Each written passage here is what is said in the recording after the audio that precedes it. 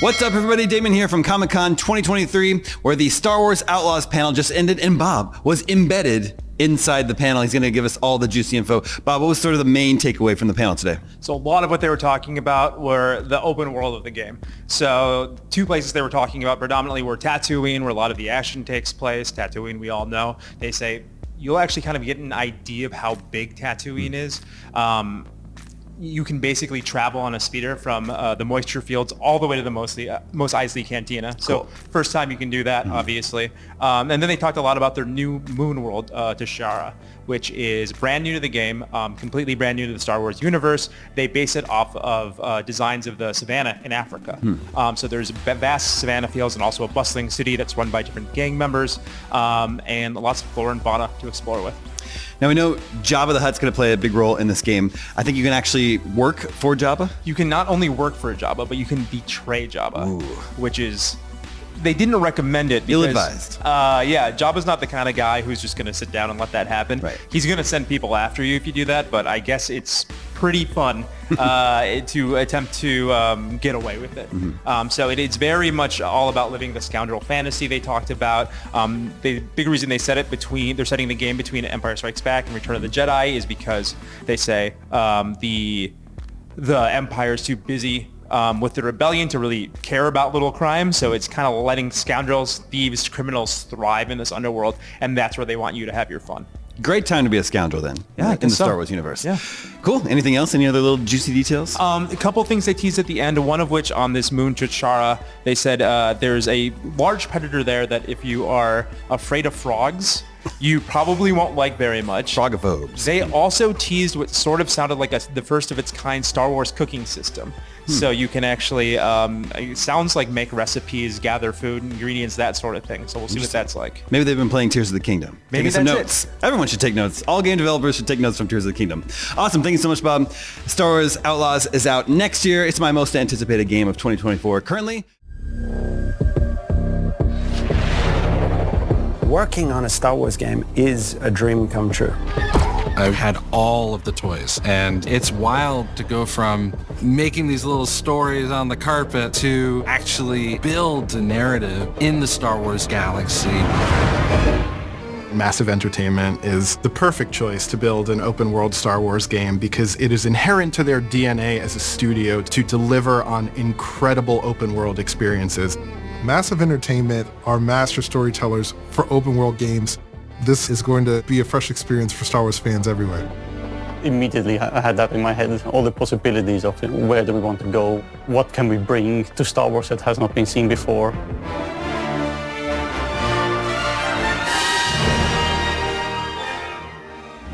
Lucasfilm Games suggested that the perfect era to set Outlaws would be between Empire Strikes Back and Return of the Jedi. What's great about that point on the timeline is this is a moment where the civil war between the Empire and the Rebellion is at its height. And this creates an environment across the galaxy where outlaws can thrive. That's the world that Kay is stepping into, and she sees the opportunity just like anybody else. We will see some really cool syndicates, both from existing lore and newly created for the game. When you play Star Wars Outlaws, you get a chance to discover what the underworld is like and live through those experiences. The stakes are definitely very high for Kay's journey through the underworld, but she learns, she adapts, she sneaks around, and she finds herself in very important spaces with very powerful people. Building the world of Star Wars Outlaws, first thing we had to do was think of places where outlaws thrive. These hubs of scum and villainy. The most exciting thing is being able to go back to iconic locations that people know and love, but then diving into the Lucasfilm archives and really bringing them alive in a new but very genuine way. It's not just about recreating Tatooine as you know it. Going back to the classic sources of spaghetti westerns, we try to recreate an authentic mood and feel as we build new points of interest to follow the already established history. And there is a new location that we collaborated with Massive Entertainment on called Toshara. And this has been built from the ground up with the scoundrel fantasy at its beating heart. Hang on! Our goal is that you feel like you're stepping into Star Wars. And that means going back to those Macquarie concepts, going back to Joe Johnston's storyboards, Phil Tippett's creature designs, and creating a lived-in galaxy. We're trying to create a world that feels alive and bustling with opportunity, that also is very grounded. And we're getting inspiration from the African savannah. But we still want to add the alien element. And that is what makes it feel like Star Wars. We want to give Toshara some elements that make it really stand out in the Star Wars galaxy. So there are windswept plains, veins of amberine, and there's a vibrant city called Mirogana that's built into a huge rock that's been carved out by the wind that's ever present on Toshara. One thing that we need to always keep in mind is there's always a connection between the biome, what grows there, what lives there, like the flora, fauna, and the culture of the people who inhabit the place. From how the plants pollinate, or how vegetation and local resources are used in local clothing and buildings, to even how the locals have adopted wind into their way of life. We have created everything with an authentic approach, so players will experience all these places like someone who actually is there. We made it, Nix. Working with Massive, we were able to really build out an authentic Star Wars world where you can travel, explore, and discover in a way that we really haven't been able to experience in modern Star Wars gaming. The high-stakes scoundrel lifestyle and the open world promise allowed us to create a game within Star Wars that had never been done before. Not just exploring cities, but also getting onto your speeder and race across stunning wilderness. Then jump into your ship, the Trailblazer, and go on an incredible adventure. We've only scratched the surface of what Star Wars Outlaws has to offer. There is so much more that you will get to embody and use and play when you become K-Vess. Players are gonna love Star Wars Outlaws. It's gonna be exciting. It's very adventurous, and that's what makes it Star Wars. So I'm very excited to share that. So, where do we go next? Anywhere we want. Oh, hello there. Star Wars Outlaws is Ubisoft's gigantic new open-world Star Wars game that we haven't been able to stop thinking about ever since its reveal last month. Here to break it all down for us is Naveed Kavari, Matt Martin, and Julian Garrity. Hi, guys. Okay, so we're obsessed with this game. Our audience is obsessed with this game. We can't get enough of this game. I'm delighted that we're getting more of this game because usually, like, we find out about something and then it goes into hibernation for like 6 months or a year. But you're actually talking about some new stuff this weekend, specifically New Planet. Yeah, it's actually a new moon, Toshara, that we've crafted together with Lucasfilm Games, and it's really exciting. It's inspired by the Eastern Africa savannah, and we sort of took this approach where you would have a thriving, bustling underworld capital city, but also these wide open plains that you could just hop in your speeder and take off down. Can you tell us a little bit about the speeder? Because I feel like it looks like a swoop. Is it a swoop? What's a swoop? Yeah, I'm curious. I'm technically a speeder, don't worry. Okay. I'm afraid that it isn't a swoop, it's a speeder. And, we created it because of planets like Toshara, moons like Toshara. There isn't just this, bustling city. In Toshara's case, it's called Mirogana, but there's all the wilderness outside where the player and Kay, driven by their objectives but distracted by their curiosity, can go and explore. But those distances are fairly vast, so to make them fun, accessible, to grow access for the player, we came up with a speeder. And the inspiration wasn't a swoop. Wasn't a chopper, wasn't a hot rod. You can give him hell, it's fine. Keep beating up on him. 12 minutes. It wasn't anything that had previously been done in Star Wars. It was motocross. And motocross in the sense of making the travel really fun, thrilling, full of tricks, speed, chases, that type of thing. So we had just an unbelievable time creating the actual physical object. And it's something that has been built for Comic-Con as well. So I'm looking forward to bringing that one home. I know. Somebody was just driving it in front of our studio yesterday. It's amazing work. Incredibly well done. Is this something we'll be able to sort of customize a bit, change the colors or the look a little bit? Can I put stickers on it like I would if I owned one in real life? Don't know about stickers, but there will be some personalization. Awesome. Now, talking about the landscape, it is very Savannah-like, but there are these sort of big red outcroppings. There's a lot of kind of almost crystalline-looking stuff. Can you tell us about that a little bit? So I think this comes down to, Massive and the other partner studios at Ubisoft working very closely with Lucasfilm Games on building a planet or a moon that feels like it's Star Wars, that feels familiar but fresh.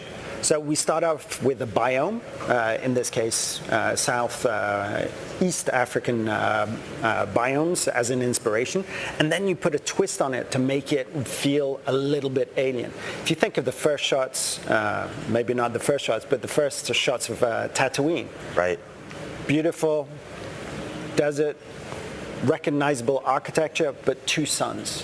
For us, it's having this huge mountain and carved into it, into the amberine of the mountain, the crystalline substance, is a city. And these outcroppings of orange, very reflective material, that's what brings the really alien nature to it. Familiar but fresh. I love it. Yeah, when we're working on any sort of thing in the Star Wars world, at Lucasfilm we have what we call the 80-20 rule, where it's 80% familiar, 20% alien, right. 20% fantastical. And I think Toshara is a great example of that, where it does have that grounded Star Wars feel where you could, we could go to East Africa and shoot it if this was a live action thing. But then you have the amberine or the big mound city that bring in that 20% fantasy. It's awesome. Now, Matt, you're integral to the story group at Star Wars, and I know that involves working with teams like these guys, and they come to you with questions, and some of those questions are probably like, hey, we have this character we want to use. Is he busy that day? Like, what's he doing in Star Wars between Empire Strikes Back and Return of the Jedi? This timeline specifically, it makes me really excited because this is a timeline we haven't really seen be explored in Star Wars games or really Star Wars media since Shadows of the Empire, which is obviously not necessarily canon anymore, but there's a lot of stuff in that sandbox that could carry over. So tell me a little bit about that communication process between them. Like, how often do you have to say yes, no? Like, what does that collaboration look like? It's rarely just no. Okay. We do try to really partner closely with everybody that we work with and find a way to get what it is that they're going for. And working with Massive has been amazing because they're coming to the table with already great ideas, some really deep cuts that I was shocked to see. Like the sort of things where it's brought up in a room and I'm like, I'm the only one that's going to get this. Sometimes we test just to see. Right, yeah. And I love it because it's clear that the team cares that much. And so it's a really great, we're in meetings every week. Mm-hmm. Sometimes it's talking about the nitty gritty, the details exactly like you're getting at. And, I think it's that level of authenticity and care that's going to make this feel really special, especially as an open world game where you as a player can go explore whatever you want and see whatever you want, and we will have had to think of what's there. Right. And that's what's great about working with Lucasfilm Games and folks like Matt is that, even just last week we were doing motion capture and we had a moment where we're like, we need some Huttese fast for a character who will remain nameless. God, I wonder who he is. But we huddled together with them and, crafted something that worked. And so that's what Star Wars is all about, is all the little details, feeling as authentic and lived in as possible. Awesome. Now, speaking of the sort of 80-20 familiarity, the kind of most recent game of this scale in the Star Wars galaxy is, the Jedi games, which have a lot of runway because they're set in the dark times. There's a lot of kind of buffer there where it hasn't been explored much story-wise. This is a little bit cozier because it's jammed between two movies in the original trilogy.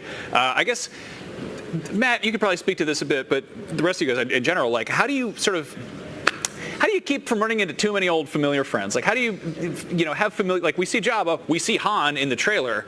That's Han, right? That decoration on the wall? Yeah, I don't know. It could be some other guy, That's the ornate wall art. Yeah, it's one of your favorite heroes. Yes, he's there. Yeah, I guess how do we keep this from being just sort of too samey, but with the familiar stuff? Yeah, I mean, it is something that we always do have to pay attention to because you don't want it to feel. Star Wars is a big galaxy. You don't want it to feel too small galaxy. But what's nice is that we're telling a scoundrel story in this era, so we haven't quite seen that, at least on screen, in that era before. So we get to see sort of the underworld really brought to the forefront, which is, it's there in the films. It's critical in the films, but it's more of a background element where, when we're working on a game like this, we get to take somebody like Kay Vess, who's a brand new character created just for this game, and experience her story with sort of a familiar backdrop as far as the era goes. We actually found that to be a bit of an advantage. It might sound funny, but the fact that there's been so much written about the Empire and the Rebellion during that period, we were just talking about this, it really came organically that this is when the syndicates and the underworld are thriving. Right. And so there is so much story to tell there, and to have a character like Kay, who's, not a Jedi, not a Sith or anything like that. She is a thief who's just trying to get by, to step into the underworld and navigate her reputation with these syndicates. There's so much to tell. That's like my favorite part of Star Wars is the seedy underbelly, the drug dealers and the criminals and weird ugly puppet. Game for you. Oh, awesome. So I actually didn't think I could be more excited for this game, Naveed, and then you walked in the room today and I recognized you and I'm like, oh, I've actually, I've talked to you, we've interviewed for every Star Wars, Far Cry game, for the last, 5 or 6 years. I adore Far Cry. I love that franchise. And I was like, oh, so we've got a little more Far Cry in here than I thought. So tell me a little bit about what you're bringing to the table specifically from your history in those games and how much of that is making it into here. Well, I think just what we really focus on, especially, at Massive, and I'm sure Julian can speak to this as well, is, we build an open world from the ground up, but from a place of character. And I think that was such an important goal for us, is that, when you look at our open worlds at Ubisoft, you have to really get into all the layers that will create that world. So demographics, politics, the characters you're going to run into, in Toshara's case, having Imperials and syndicates trading and being, having some corruption, all those layers, we work so hard with the world team to research and the narrative teams to factor in, so that when you approach this game, you really are stepping into Star Wars. And the wonderful thing is that every conversation we have, whether it's about a biome or whether it's about a character or an activity or an artifact, it always comes from a place of character. This might be Kay seeing this for the first time. How would she react to it? So, yeah. Now, I'm curious about the sort of interaction of the syndicates and the Empire, because they both kind of have their own turf. They clearly have some interaction. We've seen that, sort of Kay has a reputation with the syndicates. Obviously, if she, pisses off the Imperials, drop troops come in. Yeah. Will the syndicate and the Empire wind up bumping into each other at all? So that's a great point, and it's something that we're super, super proud of, because every single one of the locations that we decided upon presence of the Empire, 1, and presence of the syndicates, 2. So that both the wanted system and the reputation system for the player really clicked. And the reputation system is you as Kay building positive or negative reputations with the different criminal syndicates. And the better reputation you have, the better jobs you'll get, the better prices you'll get in their stores. You'll get more access to their faction territories. But if that relationship goes sour, they're going to send people after you. So, it's all about playing the syndicates off one another, making choices, dilemmas in terms of how you hand in a quest, that type of thing. So at the end of the game, every player will have a different profile in terms of their adventure through the reputation and the high stakes of the scoundrel lifestyle with the syndicates. God, I'm so excited.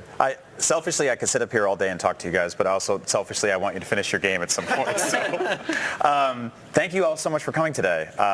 Star Wars Outlaws comes to PC and current-gen consoles next year. If you couldn't tell from the absolute joy and delight on our faces for the last few minutes, we cannot wait for it.